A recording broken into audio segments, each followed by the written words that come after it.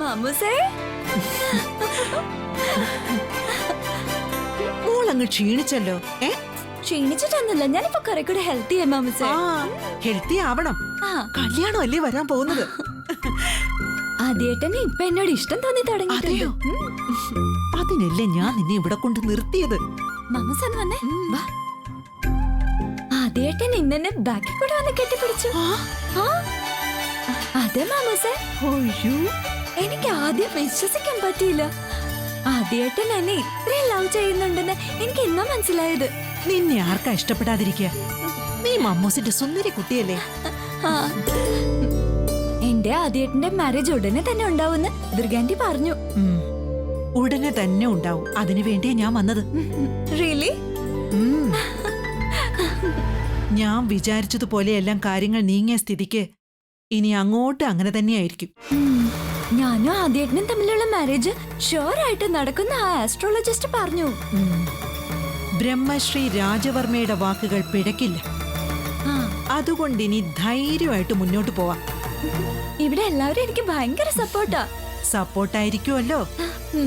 മഹാജ്യോതിഷി പ്രവചിച്ചു കഴിഞ്ഞ സ്ഥിതിക്ക് അതിനപ്പുറത്തേക്ക് ആരെതിർത്തിട്ട് ഒരു കാര്യവുമില്ല. എനിക്ക് ഗിഫ്റ്റ് വേണം. എന്തിന്? ഞാൻ ആദ്യേട്ടന്റെ ഹൃദയത്തിൽ സ്ഥാനം നേടിയെന്ന്.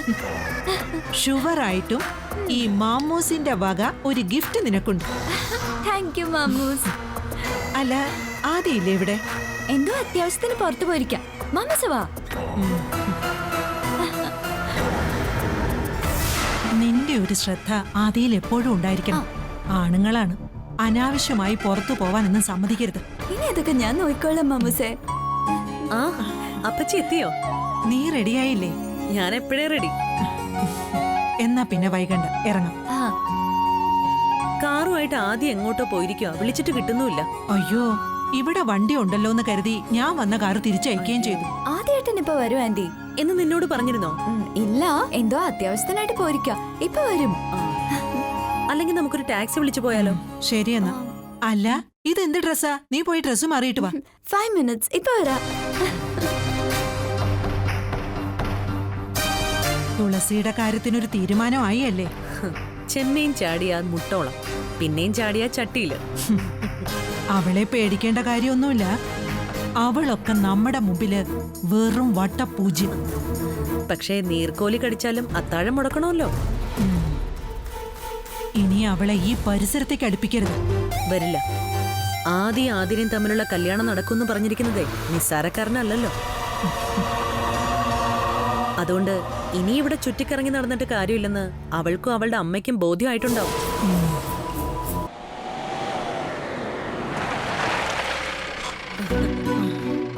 ആദ്യം എത്തിയെന്ന് തോന്നുന്നു. എന്ന് നമുക്ക് അങ്ങോട്ട് ചെല്ലാം. മോളെ, പെട്ടെന്ന് വരണേ. വരുന്ന ആന്റി.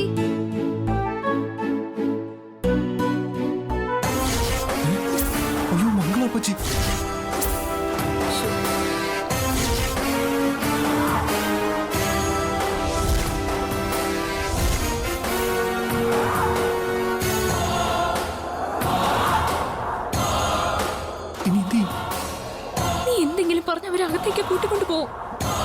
അവരകത്തെത്തിയ നീ പിന്നെ എങ്ങനെ റൂമിൽ കയറും?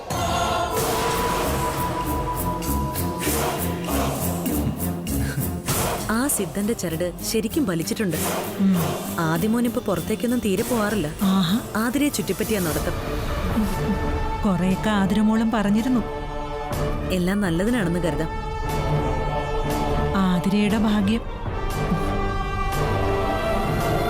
അല്ല, ഇവനെന്താ ഈ കാറിൽ നിന്ന് ഇറങ്ങാത്തെ? അവൻ ഇറങ്ങണമെന്നില്ലല്ലോ. ആതിരയും കൂടി വന്നാ നമുക്കങ്ങോട്ട് പോവാനുള്ളതല്ലേ. ശരിയാ. നമുക്കെന്നാ കാറിലോട്ടിരിക്കാം. വാ. എടാ, അവരിങ്ങോട്ടാണല്ലോ വരുന്നേ. നിന്റെ ഒടുക്കത്തെ പോക്ക എല്ലാത്തിനും കാരണം. ഈ ടമ്മയ്ക്ക് സുഖമില്ലെന്നറിഞ്ഞ ഞാൻ ഇനിയും പോവും.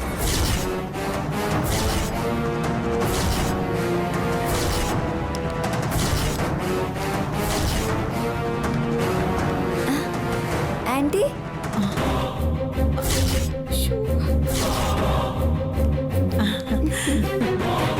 എന്തായാലും നീ ആദിക്ക് പറ്റിയ പെണ്ണ് തന്നെയാ. അവന്റെ മനസ്സ് വായിച്ചതുപോലെയല്ലേ പറഞ്ഞത് ഇപ്പൊ വരുമെന്ന്. ഞാൻ എന്തെങ്കിലും ചെയ്യാൻ പറ്റുമോ നോക്കട്ടെ. ശരി ശരി, വാ, നീ കേറ്. പോവാണോടാ? അല്ല എല്ലാരും കൂടെ ഇങ്ങോട്ട് വല്ല പർച്ചേസിങ്ങിനാണോ? അതെ. ഞങ്ങൾ നിന്നെ വെയിറ്റ് ചെയ്യായിരുന്നു. ആഹാ എന്നാ പിന്നെ വേഗം പോയിട്ട് വന്നാട്ടെ. പോയിട്ട് വരികയല്ല, നമ്മൾ ഒരുമിച്ചാ പോകുന്നത്. അതും ആദ്യേട്ടന്റെ കാറില്. അയ്യോ അത് പറ്റില്ല. എന്താ പറ്റായിക? അത് പിന്നെ എനിക്ക് വേറെ 2 പ്രോഗ്രാംസ് ഉണ്ട്. ആ പ്രോഗ്രാം ഒക്കെ തൽക്കാലത്തേക്ക് മാറ്റി വെക്കും. അത് ശരിയാവില്ല. ഫ്രണ്ട്സ് എല്ലാം വെയിറ്റ് ചെയ്യണമേ. ഞാൻ വേറെ കാർ വിളിച്ചു തരാം. നിങ്ങൾ പോയിട്ടോ. വേറെ കാറൊന്നും വേണ്ട, ഇത് തന്നെ മതി. നീ ഫ്രണ്ട്സിനെ വിളിച്ച് ഇപ്പൊ വരാൻ പറ്റില്ലെന്ന് അങ്ങോട്ട് പറ. അത് ശരിയാവില്ലമ്മേ. എന്താ ശരിയാവാത്ത? അതെ, ആതിരയ്ക്ക് കുറച്ച് ഓർണമെന്റ്സ് എടുക്കണം. അത് നീയും കൂടി ഉണ്ടെങ്കിലേ ശരിയാവുള്ളൂ. അതെ ആദ്യേട്ടാ, ആദ്യേട്ടന്റെ ഇഷ്ടം എന്റെ ഇഷ്ടം. അവള് പറഞ്ഞത് കേട്ടില്ലേ? നീ അങ്ങോട്ട് കേറിയേ. നീ അങ്ങോട്ട് മാറും. അത് പറ്റില്ല. അതെന്താ? നമുക്ക് വേറെ കാർ വിളിക്കാം. ഈ കാറിനെന്തോ കുഴപ്പം? അതെ ഇതിന് ബ്രേക്ക് ഇല്ല. അയ്യോ, ബ്രേക്ക് ഇല്ലാത്ത വണ്ടിയും കൊണ്ടാണോ നീ പോയിട്ട് വന്നത്? അല്ല, നീ ഇവിടെ വണ്ടി നിർത്തിയപ്പോ നല്ല സ്മൂത്ത് ആയിട്ടാണല്ലോ നിർത്തിയത്. അതെ വണ്ടിക്ക് ചിലപ്പം ബ്രേക്ക് കിട്ടില്ല. അതുകൊണ്ടേ നമുക്ക് വേറെ വണ്ടി വിളിച്ചു പോ. നിന്റെ മോന് കാര്യമായിട്ട് എന്തോ പറ്റിയിട്ടുണ്ട്.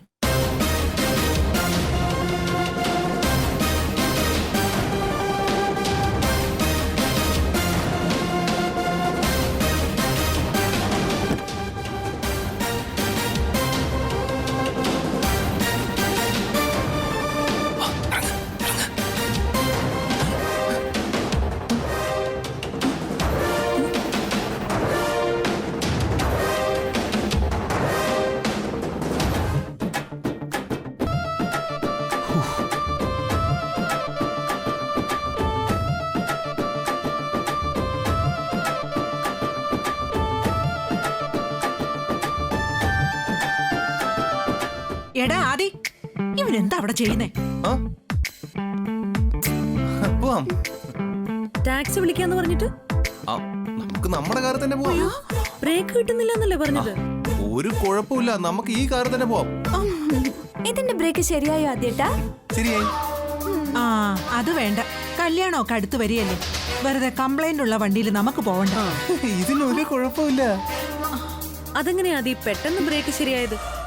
അത് പിന്നെ ഞാൻ നോക്കിയപ്പോഴേ ബ്രേക്ക് പെടാന്റെ താഴെ ഒരു ബോട്ടിൽ എടുക്ക. ഞാനതെടുത്തങ്ങ് മാറ്റി. എന്റെ ഒരു കാര്യം, ഞാൻ വിചാരിച്ചു ബ്രേക്കിന് എന്തോ പ്രശ്നം പറ്റിയാണെന്ന്. ആദരയും കൊണ്ട് യാത്ര ചെയ്യേണ്ടതല്ലേ അപ്പച്ചി? എന്തെങ്കിലും പറ്റിക്കഴിഞ്ഞാ പിന്നെ ഞാൻ ജീവിച്ചിരുന്നിട്ട് കാര്യമുണ്ടോ?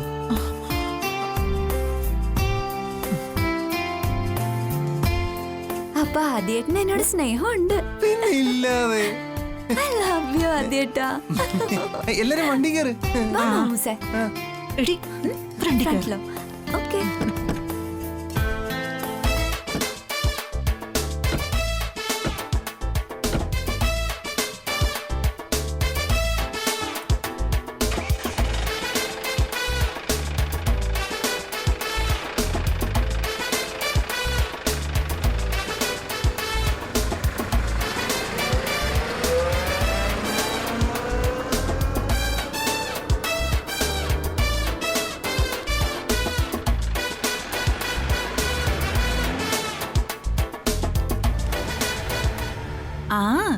എല്ലാം അടിപൊളിയായിട്ട് പോകുന്നു.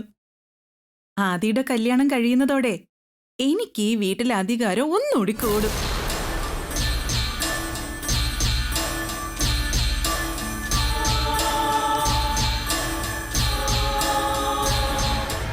ആതിര ഒരു പൊട്ടിയാ. അവക്ക് നേരാൻ വേണം ഒന്നും വെക്കാൻ കൂടി അറിയില്ല.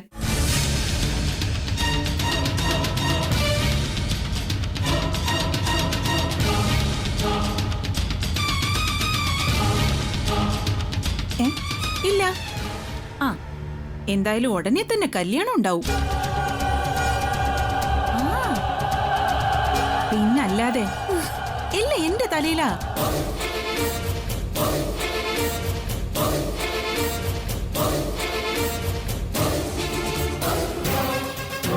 ഈ വിവാഹം നടത്തുന്നത് തന്നെ ഞാനല്ലേ.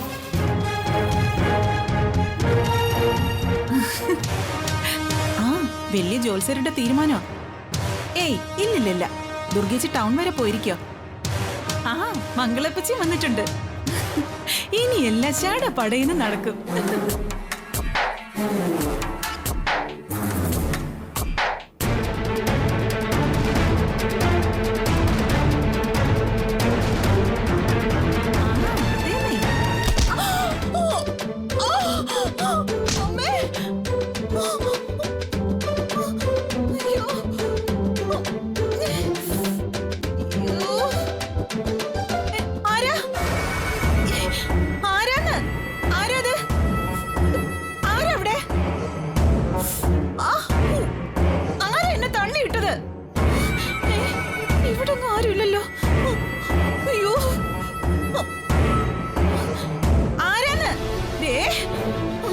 എന്നോട് കളിക്കല്ലേ. ആ ഊഫ്. ആ എന്റെ മുതുക്. ഊഫ്.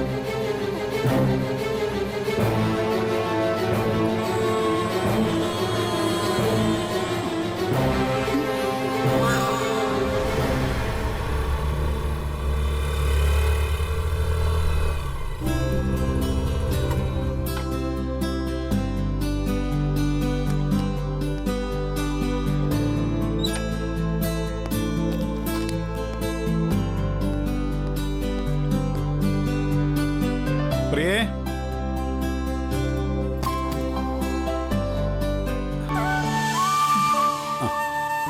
ജേട്ടാ, തുളസിമോൾ ആദ്യം പോയല്ലേ? അവര് പോയിട്ട് കുറെ നേരമായല്ലോ. ആ, അവിടെ എത്തിക്കാണുമായിരിക്കും അല്ലേ?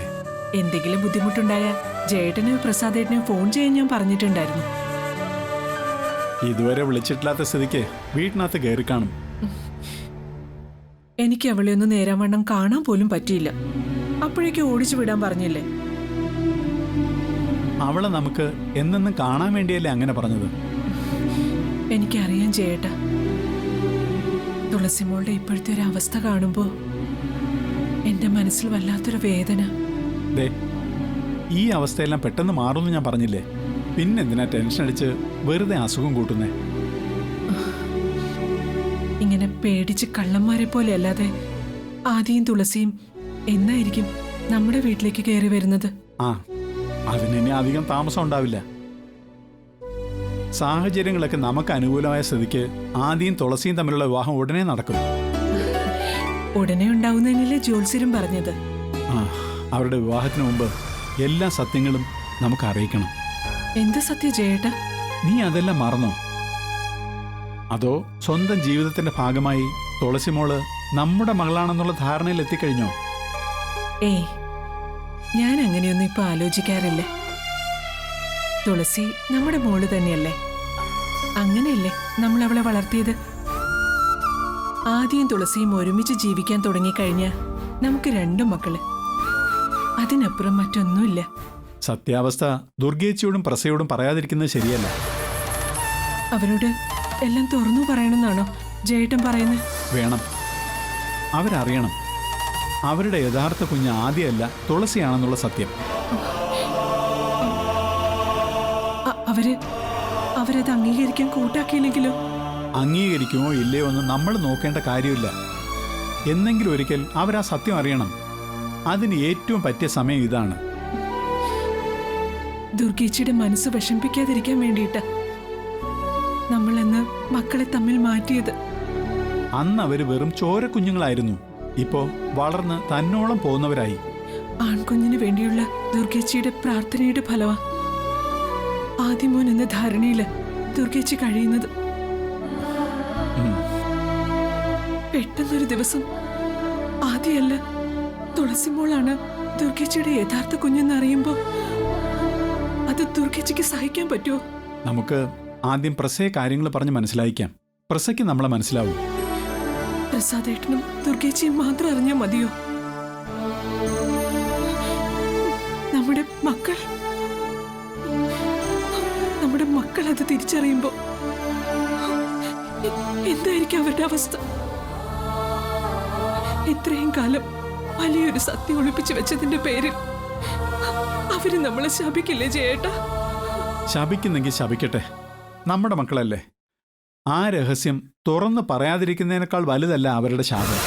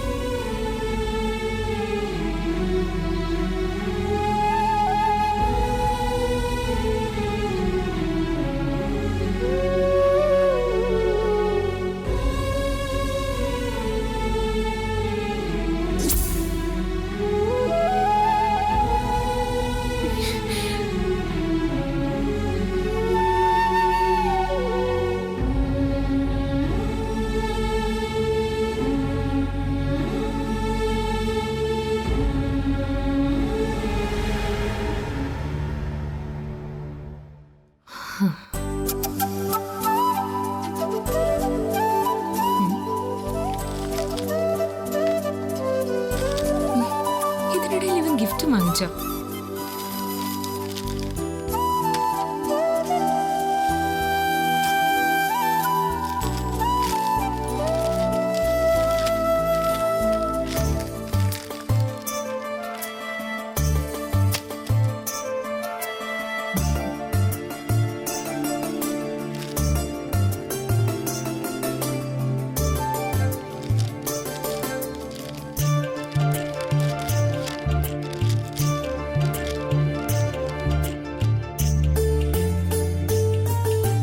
നിനക്കെന്താടി ഫോൺ എടുത്താല്? നീ ആദ്യം കൂടി ഒളിച്ചോടിയോ? നിന്റെ വീട്ടിൽ ചെന്നിട്ടും കാണാൻ പറ്റിയില്ല. എടി വകതിരിവില്ലാത്തവളെ, ഞാൻ എറണാകുളത്ത് നിന്ന് വന്നു. നാളെ തിരിച്ചു പോവും. അതിനു മുമ്പ് നിന്നെ ഒന്ന് കാണണമെന്നുണ്ടായിരുന്നു. പറ്റുമെന്ന് തോന്നുന്നില്ല. നീ പിടിതരാതെ ഓടിക്കൊണ്ടിരിക്കുവല്ലേ. ഇത് നിന്റെ ആദ്യത്തിന്റെയും ഏതെങ്കിലും കാലത്ത് നടക്കാൻ പോകുന്ന കല്യാണത്തിനുള്ള സാമ്പിൾ ഗിഫ്റ്റ്. കല്യാണ ദിവസം വലിയ സമ്മാനം തരാം. നിന്നെ കാണാൻ പറ്റിയില്ലെങ്കിൽ ഞാനിത് ആദിയുടെ കയ്യിൽ കൊടുത്തേക്കാം. എന്ന് നിന്റെ പ്രിയപ്പെട്ട ശ്വേത. വാട്സപ്പിലെ മെസ്സേജിന് മറുപടി തരാത്തവൾക്കുള്ള മറുപടിയായി ഇതിനെ കാണുക.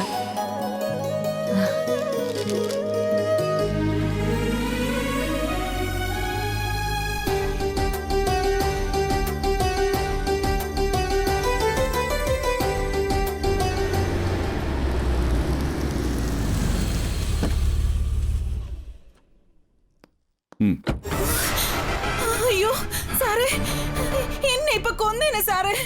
നിന്നെ കൊല്ലാനോ? ആര്? ആരോ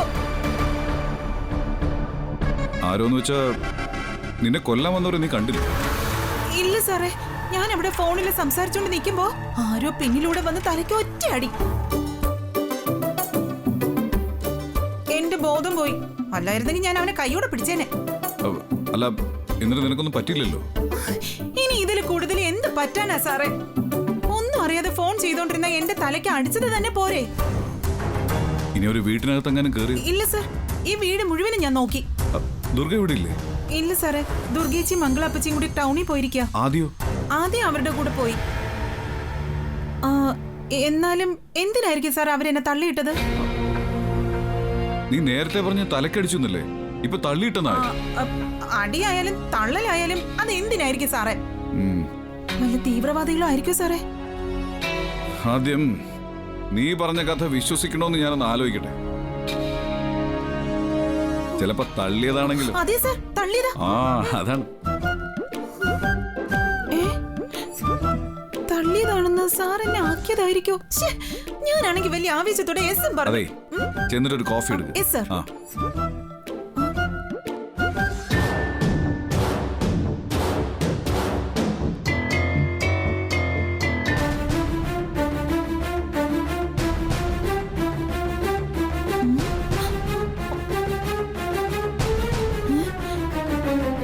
സാറെന്തിനാ മുകളിലേക്ക് കയറിപ്പോയത്? സാറിന്റെ മുറി ഇവിടെയല്ലേ? ആദ്യം മുൻ മുറിയിലും ഇല്ല. പിന്നെ എന്തിനായിരിക്കും മുകളിലേക്ക് പോയത്? എന്തായാലും ആവട്ടെ.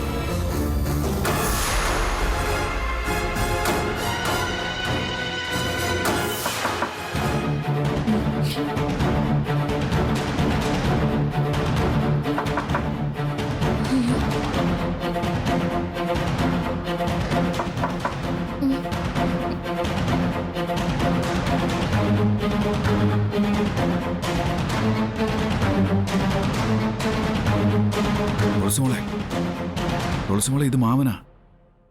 വാതിൽ തുറക്ക്. എന്താടി അടയ്ക്കുരുവി?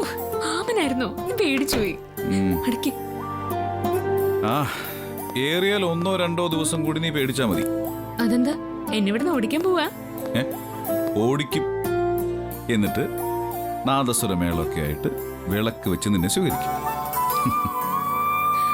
തീവ്രവാദികളെ ഉടനെ തന്നെ പിടികൂടും. അതിനുള്ള എല്ലാ സ്ക്വാഡുകളും ഏർപ്പാടാക്കിയിട്ടുണ്ട്. അവരെ പിടികൂടുന്നത് വരെ തുളസിക്ക് റൂമിൽ സ്ഥാനമുള്ളൂ അല്ലേ? അവരെ പിടികൂടി കഴിഞ്ഞാ പിന്നെ എന്നേക്കും ഈ റൂം നിന്റെ കൂടെയല്ലേ? അതെ, ആദ്യം നിന്നെ ഇവിടെ കൊണ്ടുവിട്ടത് ആരും കണ്ടിട്ടില്ലല്ലോ? കാണുമായിരുന്നു. തലനാരിഴയ്ക്കാ സുലുവിന്റെ മുമ്പിൽ നിന്ന് രക്ഷപ്പെട്ടത്. എന്തുപറ്റി? അത് പിന്നെ ആദിയുടെ കാറില് മാമന്റെ ഭാര്യയും ആ ഉണ്ടക്കണ്ണി മംഗള അപ്പച്ചിയും കയറാനായിട്ട് വന്നു. എന്നിട്ട്